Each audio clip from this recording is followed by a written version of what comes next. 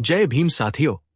Equality and justice Patiala YouTube channel से मैं engineer Hardeep Singh चुंबर आपके साथ भारत सरकार के द्वारा पब्लिश करे डॉक्टर बाबा साहेब आम्बेडकर के लेखन और भाषण की किताब के खंड 11 में से बुद्धा एंड हीज धम्मा की रचना के वीडियो का आज हम एक नया वीडियो 9-15 सिद्धार्थ का सैन्य भर्ती और युद्ध से अस्वीकार आज साझा कर रहे हैं।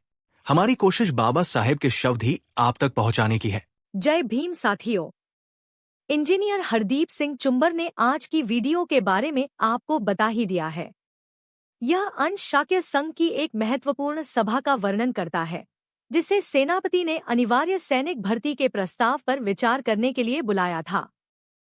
प्रस्ताव का उद्देश्य 20 से 50 वर्ष के बीच के सभी शाक्यों को कोलियों के विरुद्ध लड़ने के लिए सेना में शामिल करना अनिवार्य करना था, लेकिन इस पर अल्पमत ने असहमति व्यक्त की, जिसमें सिद्धार्थ गौतम मुख्य वक्ता थे। सिद्धार्थ ने नैतिक आधार पर युद्ध और अनिवार्य भर्ती का विरोध किया, यह तर्क देते हुए कि यह कदम शाक्यों के हित में नहीं है और कौशलरेश पर उनकी निर्भरता को बढ़ाएगा। सेनापति ने सिद्धार्थ को सामाजिक बहिष्कार और परिवार की संपत्ति की जब्ती की धमकी दी, जिसके बाद सिद्धार्थ ने संघ से अनुरोध किया कि वे उनके निर्दोष परिवार को दंडित करने के बजाय उन्हें स्वयं फांसी या देश निकाले का दंड दें, जिसे वह बिना किसी शिकायत के स्वीकार करेंगे। अध्याय नंबर 15 देश छोड़ जाने को सुझावा 1।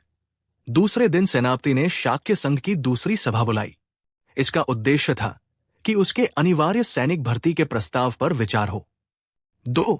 जब संघ एकत्र हुआ, उसने प्रस्ताव किया कि उसे आज्ञा दी जाए कि वो 20 वर्ष और 50 वर्ष के बीच के प्रत्येक शाक्य के लिए कोलियों के विरुद्ध लड़ने के निमित्त सेना में भर्ती होना अनिवार्य होने की घोषणा कर दे।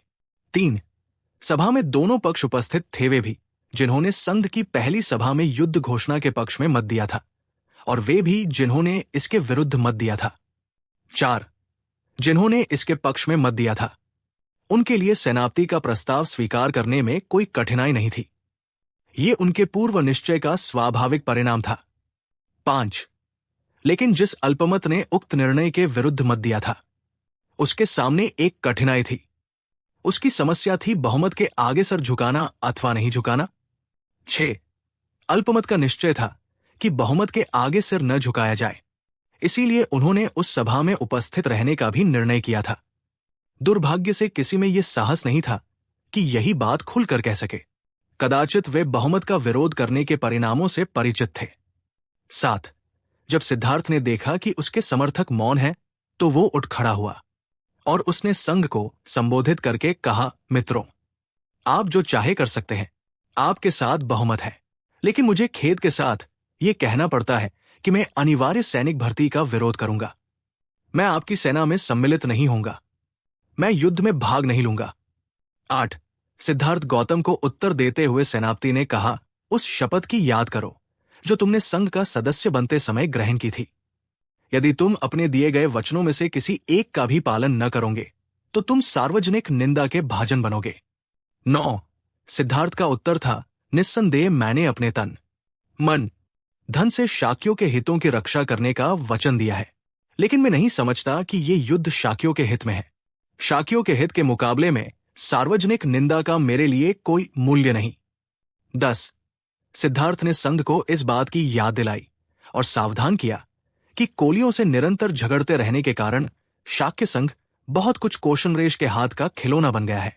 इसकी कल्पना करना आसान है कि ये युद्ध शाक्य संघ को और भी अधिक दुर्बल बना देगा और इससे कौशल नरेश को एक और ऐसा अवसर मिल जाएगा कि वो शाक्य संघ के स्वातंत्र्य को और भी अधिक घटा दे। 11। सेनापति को क्रोध आ गया। वो बोला, तुम्हारा ये भाषण कौशल तुम्हारे किसी काम न आएगा। तुम्हें संघ के बहुमत के सामने सिर झुकाना होगा। शायद तुम्हें इस बात का बहुत भरोसा है कि कौशल नरेश की अनुमति के बिना संघ अपनी आज्ञा की अवहेलना करने वाले को फांसी या देश से निकल जाने की सजा नहीं दे सकता, और यदि इनमें से कोई भी एक दंड तुम्हें दिया जाए तो कौशलरेश इसकी अनुमति नहीं देगा। 12। लेकिन याद रखो, संघ तुम्हें दूसरे अनेक तरीकों से दंडित कर सकता है। संघ तुम्हारे परिवार के सामाजिक बहिष्कार का निर्णय कर सकता है और संघ तुम्हारे परिवार के खेतों को जब्त कर सकता है। इसके लिए संघ को कौशल नरेश की अनुमति की आवश्यकता नहीं। 13 सिद्धार्थ ने समझ लिया कि यदि उसने कोलियों के विरुद्ध युद्ध घोषणा करने के प्रस्ताव का अपना विरोध जारी रखा तो उसके क्या क्या दुष्परिणाम हो सकते हैं। इसलिए वो 3 बातों में से एक का चुनाव कर सकता था। 1 सेना में भर्ती होकर युद्ध में भाग ले सकता था। 2 फांसी पर लटकना या देश से निकाल दिया जाना स्वीकार कर सकता था। 3 अपने परिवार के लोगों का सामाजिक बहिष्कार और उनके खेतों की जब्ती के लिए राजी हो सकता था। 14 पहली बात वो किसी भी हालत में स्वीकार नहीं कर सकता था। वो इस विषय में दृढ़ था। तीसरी बात पर तो वो विचार तक न कर सकता था। इस परिस्थिति में उसने सोचा कि उसके लिए दूसरी बात ही सर्वाधिक मान्य हो सकती है। 15 तदनुसार सिद्धार्थ ने संघ को संबोधित किया, कृपया मेरे परिवार को दंडित न करें। सामाजिक बहिष्कार द्वारा उन्हें कष्ट न दें। उनके खेत जब्त करके उन्हें जीविका विहीन न करें। वे निर्दोष है, अपराधी में ही हूं। मुझे अकेले ही अपने अपराध का दंड भोगने दे। चाहे आप मुझे फांसी पर लटका दें और चाहे देश से निकाल दे, आप चाहे दंड दे, मैं खुशी से इसे स्वीकार कर लूंगा। और मैं इस बात का वचन देता हूं कि मैं इसकी शिकायत कौशल नरेश से न करूंगा। आज हम एक ऐसी कहानी पर बात करने वाले हैं जहां एक व्यक्ति का सिर्फ एक फैसला पूरी की पूरी कहानी बदल देता है। ये कहानी है एक ऐसे मुश्किल चुनाव की जो विवेक और कर्तव्य के बीच फंसा हुआ है। तो कहानी की शुरुआत होती है एक बहुत ही तनाव भरे माहौल से। एक सभा बुलाई जाती है, एक ऐसा प्रस्ताव रखा जाता है जो सबकी जिंदगी बदल सकता है, और उस प्रस्ताव के खिलाफ उठती है सिर्फ एक आवाज। तो हुआ ये कि शाक्य लोगों की एक सभा बुलाई गई थी और मुद्दा बहुत बड़ा था, युद्ध का फैसला। ये एक ऐसा फैसला था जो उनके पूरे समाज का भविष्य तय कर सकता था। अब इस सभा में सेनापति ने एक बड़ा ही सख्त प्रस्ताव सामने रखा। उन्होंने कहा कि 20 से 50 साल के हर शाक्य आदमी को अपने पड़ोसी कोलियों के खिलाफ जंग में जाना ही होगा। ये कंपलसरी है। और यहीं से कहानी में आता है असली मोड़। लेकिन यहां पर हैरानी की बात यह थी कि ज्यादातर लोग वो युद्ध के पक्ष में थे, और जो लोग विरोध कर रहे थे वो इतने कम थे कि उन पर चुप रहने का एक जबरदस्त दबाव था। तो सोचिए, ऐसे माहौल में जहां हर कोई डरा हुआ है, हर कोई चुप है, एक आवाज ने उस खामोशी को तोड़ दिया। जो लोग युद्ध के खिलाफ थे भी ना, वो भी सजा के डर से बिल्कुल चुप हो गए। पूरी सभा में एक अजीब सा एक सन्नाटा सा छा गया था, क्योंकि कोई भी बोलने की हिम्मत ही नहीं कर पा रहा था। और तभी सिद्धार्थ गौतम खड़े हुए और उनका सिर्फ एक वाक्य, मैं इस युद्ध में हिस्सा नहीं लूंगा। बस ये एक लाइन उस सभा की सबसे बड़ी घटना बन गई। अकेले ही उन्होंने उस फैसले का विरोध किया। अब देखिए, ये सिर्फ एक आम बहस नहीं थी, ये 2 अलग अलग सोच की लड़ाई थी। एक तरफ सेनापति थे जो कह रहे थे कि यह हमारा फर्ज है, संघ के प्रति हमारी जिम्मेदारी है। वहीं दूसरी तरफ सिद्धार्थ का मानना था कि अरे ये युद्ध तो हमें फायदे से ज्यादा नुकसान पहुंचाएगा।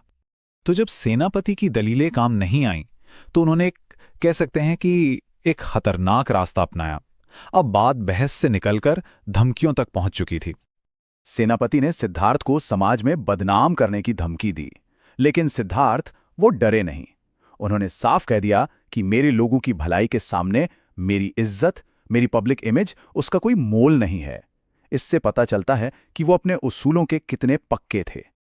लेकिन जब बदनामी की धमकी भी काम नहीं आई, तो सेनापति ने और भी ज्यादा कठोर सजाओं का डर दिखाया, और ऐसी सजाएं जिनके लिए राजा की इजाजत की भी जरूरत नहीं थी। अब बात सिर्फ सिद्धार्थ तक नहीं रही। सेनापति ने उनके पूरे परिवार को, उनके पूरे खानदान को समाज से बाहर निकालने और उनकी सारी जमीन जायदाद छीन लेने की धमकी दे डाली। तो अब ये बहस नहीं रही, ये सिद्धार्थ के परिवार पर एक सीधा हमला बन चुकी थी। तो अब कहानी एक ऐसे मोड़ पर आ गई थी जहां सिद्धार्थ के सामने थे 3 रास्ते, और तीनों ही भयानक थे। कोई भी रास्ता आसान नहीं था। जरा सोचिए, अगर कोई सिद्धार्थ की जगह होता तो क्या करता? उनके सामने जो भी ऑप्शंस थे, हर एक में उन्हें कुछ न कुछ खोना ही पड़ता। तो उनके सामने 3 रास्ते क्या थे? पहला, अपने ज़मीर को मारकर, अपने उसूलों को तोड़कर जंग में चले जाना। दूसरा, खुद के लिए मौत या देश निकाला चुन लेना। और तीसरा, सबसे मुश्किल, अपने परिवार को बर्बाद होते हुए, सजा भुगतते हुए देखना। यानी कि कोई भी ऑप्शन सही नहीं था। तो चलिए अब देखते हैं कि इस मुश्किल घड़ी में, इस इम्पॉसिबल सिचुएशन में सिद्धार्थ ने आखिर क्या फैसला किया। उनका फैसला हमें बताएगा कि वो अपने उसूलों के लिए किस हद तक जा सकते थे। सिद्धार्थ ने अपने परिवार को बचाने के लिए सारी पूरी जिम्मेदारी अपने ऊपर ले ली। उन्होंने कहा, गलती मेरी है तो सजा भी सिर्फ मुझे ही मिलनी चाहिए। और ये था सिद्धार्थ का आखिरी फैसला। उन्होंने साफ कर दिया कि अपने उसूलों और अपने परिवार दोनों के लिए वो खुद को कुर्बान करने को तैयार हैं। उन्होंने कहा कि वो अकेले ही हर सजा भुगतने को तैयार हैं, चाहे वो मौत हो या देश निकाला। तो ये कहानी हमें एक बहुत ही जरूरी सवाल के साथ छोड़ जाती है। जब किसी के विवेक यानी उसके ज़मीर और उसके कर्तव्य के बीच जंग हो तो क्या चुनना सही है? इसका कोई आसान जवाब है नहीं, और शायद यही इस कहानी की सबसे बड़ी खूबी है। नमस्कार। आज हम इतिहास के एक ऐसे कमरे में चल रहे हैं जहां हवा में तनाव है और एक राजकुमार को अपनी जिंदगी का शायद सबसे मुश्किल फैसला लेना है। हाँ, एक तरफ उसका परिवार, उसके अपने लोग हैं, और दूसरी तरफ उसके सिद्धांत, और बीच में खड़ी है युद्ध की एक घोषणा। ये कहानी सिद्धार्थ गौतम की है, उनके बुद्ध बनने से सालों पहले की। देखिए, उनके गणराज्य शाक्य संघ और पड़ोस के कुलियों के बीच रिश्ते इतने बिगड़ चुके हैं कि युद्ध लगभग तय माना जा रहा है। और इसी माहौल में एक बहुत जरूरी सभा बुलाई गई है। बिल्कुल। और हमारे पास जो स्रोत है उनमें उस सभा की पूरी कार्यवाही का ब्यौरा है। तो आज हम गहराई से ये समझने की कोशिश करेंगे कि जब पूरी भीड़ युद्ध युद्ध चिल्ला रही हो तो एक अकेली आवाज की क्या कीमत होती है, और क्या एक इंसान सिस्टम के खिलाफ खड़ा हो सकता है, खासकर तब जब दांव पर सिर्फ उसकी अपनी नहीं बल्कि उसके पूरे परिवार की इज्जत और जिंदगी लगी हो। चलिए उस सभा के अंदर चलते हैं और देखते हैं कि असल में हुआ क्या था। तो कहानी शुरू होती है सेनापति के ऐलान से। शाक्य संघ की सभा में पहला प्रस्ताव एकदम साफ है। क्या था वो प्रस्ताव? कि कोलियों के खिलाफ युद्ध के लिए 20 से 50 साल के हर शाक्य पुरुष को सेना में भर्ती होना ही होगा। मतलब अनिवार्य भर्ती, कोई छूट नहीं। कोई छूट नहीं। लेकिन यहाँ एक पेच है ना? बिल्कुल। ये कोई पहली सभा तो थी नहीं। नहीं, इससे पहले एक सभा हो चुकी थी जिसमें युद्ध के पक्ष और विपक्ष में वोटिंग हुई थी, और जो युद्ध का विरोध कर रहे थे वो हार गए थे। तो अब ये जो लोग हारे थे उनके लिए दूसरी सभा एक तरह से अग्नि परीक्षा थी। बिल्कुल। उनके सामने एक बहुत बड़ी दुविधा थी।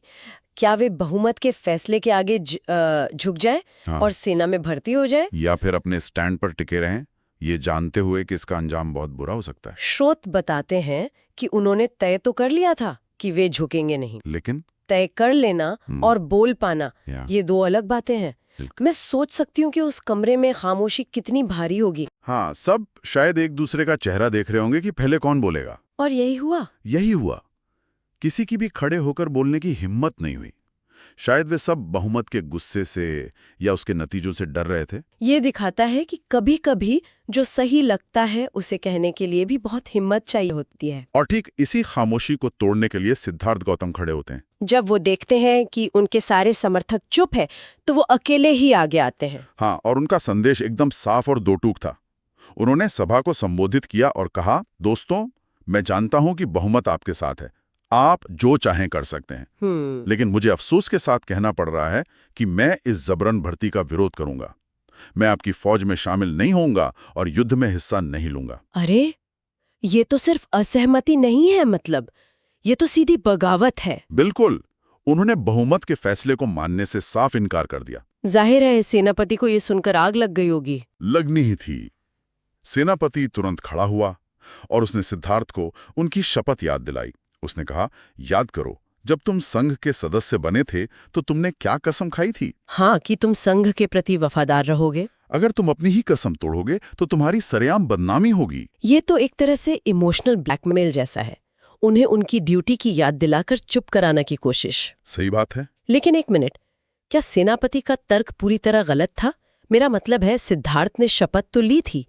क्या किसी व्यक्ति को ये हक है कि वो बहुमत के एक लोकतांत्रिक फैसले को मानने से इनकार कर दे, सिर्फ इसलिए क्योंकि ये उसके सिद्धांतों के खिलाफ है? ये एक बहुत बड़ा सवाल है और यही इस पूरी कहानी का दिल है। सिद्धार्थ का जवाब इस गुत्थी को खोलता है। उन्होंने कहा, बेशक मैंने तन, मन, धन से शाक्यों के हितों की रक्षा करने की शपथ ली है। हाँ, लेकिन मेरी नजर में ये युद्ध शाक्यों के हित में है ही नहीं। वाह, मतलब वो शपथ तोड़ नहीं रहे बल्कि उसके गहरे मतलब को पकड़ रहे हैं। बिल्कुल। उनका कहना है कि शाक्यों का असली हित लड़ने में नहीं बल्कि इस लड़ाई से बचने में है। ये तो पूरे तर्क को ही पलट देता है ना? और उन्होंने एक कदम आगे जाकर कहा, शाक्यों के हित के सामने लोग मेरे बारे में क्या कहेंगे, मुझे इसकी कोई परवाह नहीं है। ये दिखाता है कि उनके लिए सच समाज की राय से कहीं ज्यादा बड़ा था। हाँ, यहाँ तक तो बात सिद्धांतों की थी, लेकिन फिर सिद्धार्थ ने एक ऐसा दाव चलाया जो सिर्फ नैतिकता पर नहीं बल्कि वो गहरी राजनीति पर आधारित था। हाँ, उन्होंने सभा को याद दिलाया कि कौलियों से बार बार झगड़ने की वजह से शाक्य संघ अपने ताकतवर पड़ोसी कौशल नरेश के हाथ की कठपुतली बनता जा रहा है। अच्छा, कौशल नरेश इन दोनों की लड़ाई का फायदा उठा रहा था। तो ये सिर्फ युद्ध बुरा है वाली बात नहीं थी। सिद्धार्थ असल में कह रहे थे, आप सब देशभक्त होने का दावा कर रहे हैं, लेकिन आपका ये फैसला ही देश को डुबो देगा। हाँ, उन्होंने उनकी देशभक्ति को ही उनके खिलाफ इस्तेमाल कर लिया। ये तो कमाल की रणनीति है। बिल्कुल, और ये दिखाता है कि वो सिर्फ एक आदर्शवादी राजकुमार नहीं थे, उन्हें राजनीति और ताकत के खेल की गहरी समझ थी। वो जानते थे कि बहुमत को सिर्फ नैतिकता से नहीं समझाया जा सकता। उन्हें उनके अपने डर से ही समझाया जा सकता है, अपनी आजादी खोने के डर से। तो जब तर्क और भावनात्मक अपील दोनों काम नहीं आए, तो सेनापति के पास क्या बचा? जाहिर है, ताकत का इस्तेमाल। हाँ, और सेनापति ने अपनी धमकी बहुत सोच समझ कर दी। वो जानता था कि उसकी ताकत की भी एक सीमा है। मतलब? उसने कहा, तुम्हें शायद इस बात का बहुत घमंड है कि संघ तुम्हें फांसी या देश निकाला नहीं दे सकता, क्योंकि उसके लिए कौशल नरेश की इजाजत चाहिए होगी, और वो इजाजत देगा नहीं। मतलब सेनापति को भी पता था कि सिद्धार्थ के रुतबे की वजह से उसे सबसे बड़ी सजा देना नामुमकिन है। तो फिर असली धमकी क्या की? असली धमकी ज्यादा खतरनाक थी, ज्यादा निजी थी। सेनापति ने कहा, लेकिन याद रखो, संघ तुम्हें और तरीकों से सजा दे सकता है। और वो क्या थे? उन्हें कौशल नरेश से पूछने की कोई जरूरत नहीं थी। अरे, मतलब सजा सिद्धार्थ को नहीं बल्कि उनके पूरे परिवार को। हाँ, ये तो सीधे सीधे ब्लैकमेल है। उन्हें ऐसी जगह फंसा दिया जहां से निकलने का कोई रास्ता ही नहीं। ये सजा तो किसी को भी तोड़ सकती है। ये एक बहुत ही क्रूर चाल थी। ये हमला सिद्धार्थ के सिद्धांतों पर नहीं था, ये हमला उनके दिल पर था। अब वो पूरी तरह से एक चक्रव्यूह में फंस चुका थे। तो उनके सामने 3 रास्ते थे और तीनों ही भयानक। पहला, हार मान लो, फौज में भर्ती हो जाओ और लड़ने चले जाओ, मतलब अपने जमीर का सौदा कर लो। दूसरा, अपनी जिद पर अड़े रहो और फांसी या देश निकाला, जो भी सजा मिले उसे कबूल कर लो। और तीसरा, चुपचाप ये देखो कि तुम्हारी वजह से तुम्हारे परिवार को समाज से निकाल दिया जाए, उनकी रोजी रोटी छीन ली जाए और वो सड़क पर आ जाए। पहला विकल्प तो उनके लिए नामुमकिन था। वो जिस चीज के लिए खड़े हुए थे उसी से मुकर जाना तो अपनी ही नजरों में गिर जाने जैसा था। और तीसरा विकल्प तो कोई भी इंसान नहीं चुन सकता। अपने सिद्धांतों की कीमत अपने बेगुनाह परिवार से वसूल करवाना, ये तो सोच कर ही रूह काम जाती है। तो इस चक्रव्यूह ने उन्हें सिर्फ दूसरे रास्ते की ओर धकेल दिया, लेकिन उन्होंने इसे भी एक साधारण चुनाव की तरह नहीं देखा। तब सिद्धार्थ ने एक आखिरी बार सभा को संबोधित किया और उन्होंने जो कहा वो इस पूरी कहानी को एक अलग ही स्तर पर ले जाता है। ये इस पूरी घटना का सबसे मार्मिक क्षण है शायद। उन्होंने कहा, कृपा करके मेरे परिवार को सजा मत दीजिए, समाज से निकालकर उन्हें दुख मत दीजिए, उनकी जमीनें जब्त करके उनकी रोजी रोटी मत छीनिए। वे बेगुनाह हैं, गुनहगार सिर्फ मैं हूं। उन्होंने सारा इल्जाम अपने सिर ले लिया। उन्होंने आगे कहा, जो भी सजा देनी है सिर्फ मुझे दीजिए, चाहे मुझे फांसी पर लटका दें या देश से निकाल दें, मैं हर सजा खुशी खुशी कबूल कर लूंगा। और फिर उन्होंने वो बात कही जिसने सेनापति के हाथ पूरी तरह बांध दिए होंगे। हाँ, उन्होंने वादा किया, मैं इसकी शिकायत कौशल नरेश से भी नहीं करूंगा। मतलब उन्होंने अपने लिए बाहर से मदद के सारे रास्ते बंद कर दिए, ताकि संघ बिना किसी डर के उन्हें सजा दे सके। ये सिर्फ एक चुनाव नहीं था, ये अपने सिद्धांतों और अपने परिवार दोनों को बचाने के लिए खुद को कुर्बान कर देने की पेशकश थी। वो कह रहे थे कि मैं अपने सच पर खड़ा रहूंगा, लेकिन इसकी कीमत कोई और नहीं चुकाएगा। ये एक असाधारण नैतिक साहस था। उन्होंने न सिर्फ सत्ता को चुनौती दी, बल्कि उसके नतीजों की पूरी जिम्मेदारी भी बड़ी गरिमा के साथ अपने ऊपर ले ली। ये सिर्फ एक विद्रोही का काम नहीं था। नहीं, ये एक रक्षक का काम भी था। तो एक राजनीतिक बहस जो जमीन के एक टुकड़े पर शुरू हुई थी, वो एक इंसान के व्यक्तिगत त्याग और बलिदान की कहानी बन गई। बिल्कुल, ये घटना हमें सिद्धार्थ के बुद्ध बनने से पहले के इंसान की एक दुर्लभ झलक देती है। उनकी हिम्मत, उनकी समझदारी और अपने लोगों के लिए उनकी गहरी जिम्मेदारी। ये दिखाता है कि बुद्ध बनने का रास्ता सिर्फ ज्ञान से नहीं बल्कि ऐसे मुश्किल नैतिक फैसलों से होकर भी गुजरता है। हाँ, उन्होंने अपने परिवार को उस सजा से बचाया जो उन्हें मिलने वाली थी और अपने सिद्धांतों का भी सौदा नहीं किया। उन्होंने एक ऐसा रास्ता निकाला जिसमें हार कर भी जीत थी। सही बात है। ये पूरी कहानी सोचने पर मजबूर करती है कि अपने सच के साथ खड़े रहने की असली कीमत क्या होती है, खासकर तब जब आपके सामने समाज, सत्ता और परिवार का दबाव हो। और ये भी कि क्या एक अकेले इंसान का नैतिक साहस इतिहास का रुख मोड़ सकता है, उस पल में भी जब दुनिया उसे महान के तौर पर नहीं जानती। ये सवाल शायद आज भी उतना ही जरूरी है। आपने चुंबर साहब का बनाया वीडियो पूरा सुना। साथियों, धन्यवाद। उम्मीद है इससे आपकी जानकारी बढ़ी होगी। आप equality and justice Patiala YouTube channel के साथ जुड़े रहें। अगर आपको पसंद आए तो कृपया इसे लाइक, शेयर और कमेंट करें। हम रोजाना नॉलेज ऑफ कॉन्स्टिट्यूशन और बुद्धा एंड हिज धम्मा और बाबा साहेब के भाषण रोजाना साझा करते हैं।